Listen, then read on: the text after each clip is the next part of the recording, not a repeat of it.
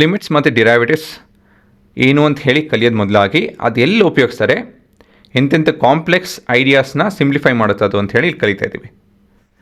ಒಂದು ಚಿತ್ರವಾದ ಕೇಸ್ ಇದೆ, ನಮ್ಮ ಹತ್ರ ಒಂದು ಸರ್ಕಲ್ ಇದೆ. ಸರ್ಕಲ್ ಒಳಗಡೆ ನಾವು ಒಂದು ರೆಕ್ಟ್ಯಾಂಗಲ್ ಬಿಡಿಸ್ಬೇಕು. ಈ ರೆಕ್ಟ್ಯಾಂಗಲ್ ಹೇಗಿರಬೇಕಪ್ಪ ಅಂತ ಹೇಳಿದ್ರೆ it should have the maximum area possible. ಈ ಸರ್ಕಲಿನ ರೇಡಿಯಸ್ ಬಂದು 1 unit. So what is the exact value of the sides, ಇದು ಪ್ರಶ್ನೆ, ಸರಿನಾ? ಸೊ ಇದನ್ನು ಇನ್ನೊಂದು ರೀತಿಯಲ್ಲಿ ನೋಡ್ತೀನಿ ನೋಡಿ, ಇದೇ ಪ್ರಶ್ನೆನ.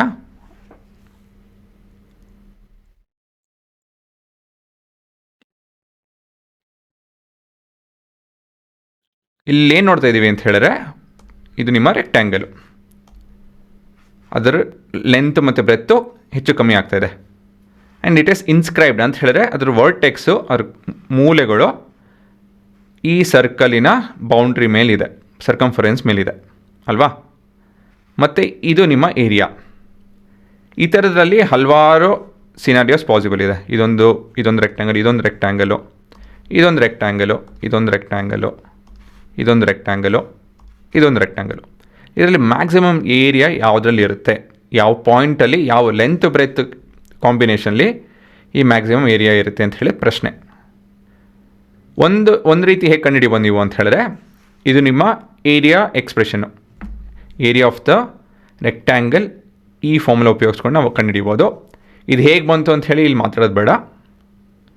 ಬಟ್ ಏನಂತ ಹೇಳಿದ್ರೆ ಈ ಪರ್ಟಿಕ್ಯುಲರ್ ಎಕ್ಸ್ಪ್ರೆಷನ್ ಉಪಯೋಗಿಸ್ಕೊಂಡು ನಾವು ಪ್ರತಿಯೊಂದು ಲೆಂತ್ ಹೈಟಿಗೆ, X is height over here, ಈ ಬೇರೆ ಬೇರೆ ಹೈಟಿಗೆ ನಾವು ಏರಿಯಾ ಕಂಡುಹಿಡಿತಾ ಇದ್ದೀವಿ.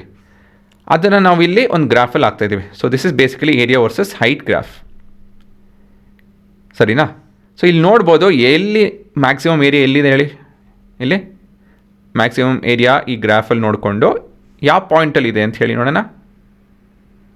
ಈ ಪಾಯಿಂಟ್ ಅಲ್ವಾ? This is the maximum area possible. The length is over here. ಆ ಪರ್ಟಿಕ್ಯುಲರ್ ಹೈಟ್ ಏನು ಅಂತ ಹೇಳಿ ಗೊತ್ತಾಗುತ್ತೆ. ಅದರಿಂದ ನಾವು ಬ್ರೆತ್ ಕೂಡ ಕಂಡುಹಿಡಿಬೋದು.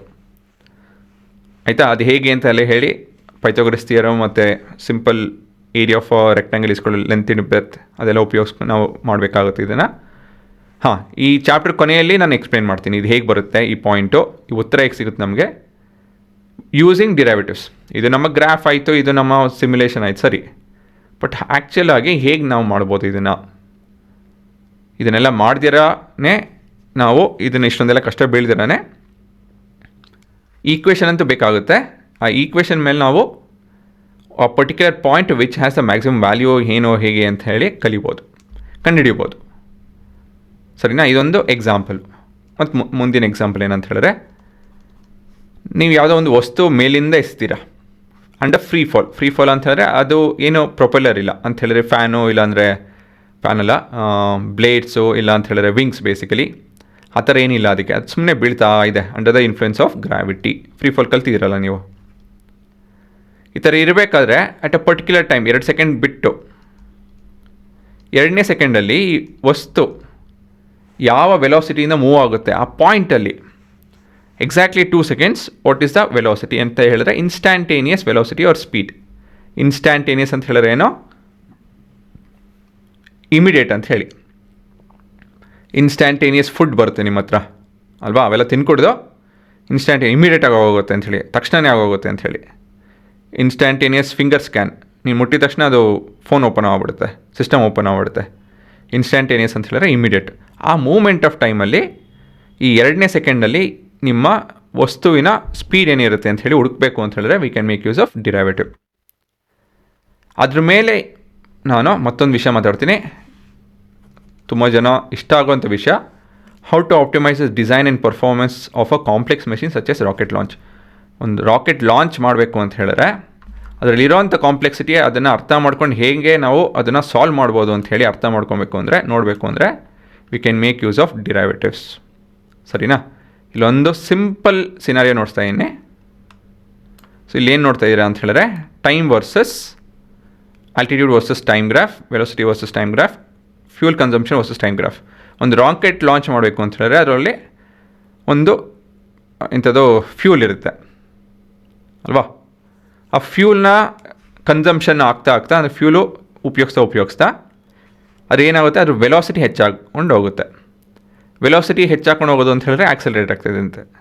ಆಕ್ಸಲರೇಟ್ ಆಗ್ತಾಯಿದೆ ಅಂತ ಹೇಳಿದ್ರೆ ರಾಕೆಟ್ ಮೇಲೆ ಒಂದು ಫೋರ್ಸ್ ಬೀಳ್ತಾಯಿದೆ ಅಂತ ಹೇಳಿ.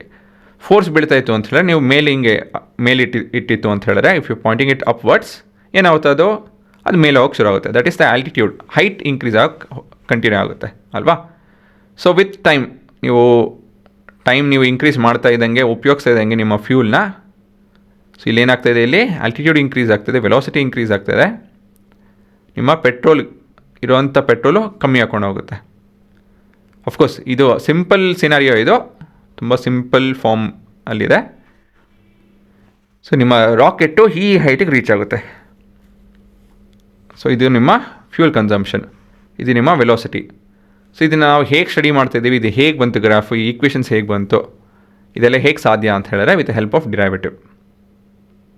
ಸೊ ಈ ಥರ ಕಾಂಪ್ಲೆಕ್ಸ್ ಸಿಸ್ಟಮ್ನ ನೀವು ಬಿಹೇವಿಯರ್ನ ಅರ್ಥ ಮಾಡ್ಕೊಬೇಕು, ಸಿಮ್ಯುಲೇಟ್ ಮಾಡಬೇಕು. ಒಂದು ಆ್ಯಕ್ಚುಲ್ ರಾಕೆಟ್ ಲಾಂಚ್ ಮಾಡೋದಕ್ಕಿಂತ ನಿಮ್ಗೆ ಗೊತ್ತಿರಬೇಕು ಈ ಥರ ಆಗಬಹುದು, ಈ ಥರ ಆಗುತ್ತೆ, ಮ್ಯಾಥ್ಸ್ ಈ ಥರ ಹೇಳ್ತಾ ಇದೆ ಅಂತೆಲ್ಲ ಹೇಳಿ. ಆ ಥರ ಎಕ್ಸ್ಪೆರಿಮೆಂಟ್ ಮಾಡೋಕ್ಕಿಂತ ಮೊದಲಾಗಿ ಅದ್ರ ಬಗ್ಗೆ ಸಣ್ಣ ಪುಟ್ಟ ಮತ್ತೊಂದು ಎಕ್ಸ್ಪೆರಿಮೆಂಟ್ ಮಾಡಿ ಅದ್ರ ಮೇಲೆ ನಮ್ಮ ಒಂದು ಕನ್ಕ್ಲೂಷನ್ ಬಂದು ಆಮೇಲೆ ಆ್ಯಸ್ ಅ ಹೋಲ್ ದೊಡ್ಡದಾಗಿ ಇನ್ವೆಸ್ಟ್ ಮಾಡ್ತಾರೆ. ಕೊನೆಯದಾಗಿ ಸಣ್ಣದಾಗಿ ಅರ್ಥ ಮಾಡಿಕೊಂಡು ಎಕ್ಸ್ಪೆರಿಮೆಂಟ್ ಮಾಡಿ ಸಿಮ್ಯುಲೇಷನ್ ಮಾಡಿ ಈ ಥರ ಎಲ್ಲ ಮಾಡಿಕೊಂಡು ಕೊನೆಯದಾಗಿ they will be able to launch a rocket ಅಲ್ವಾ. ಸೊ ಈ ಥರದ್ದೆಲ್ಲ ಏನು ಬೇಕಾಗುತ್ತೆ, ಡಿರೈವೇಟಿವ್ಸ್ ಬೇಕಾಗುತ್ತೆ, ಸರಿನಾ. ಸೊ ಡಿರೈವೇಟಿವ್ಸು ಅಫ್ಕೋರ್ಸ್ ಹಲವಾರು ಕಡೆ ಉಪಯೋಗಿಸ್ತೀವಿ. ಇದೊಂದು 3 ಎಕ್ಸಾಂಪಲ್.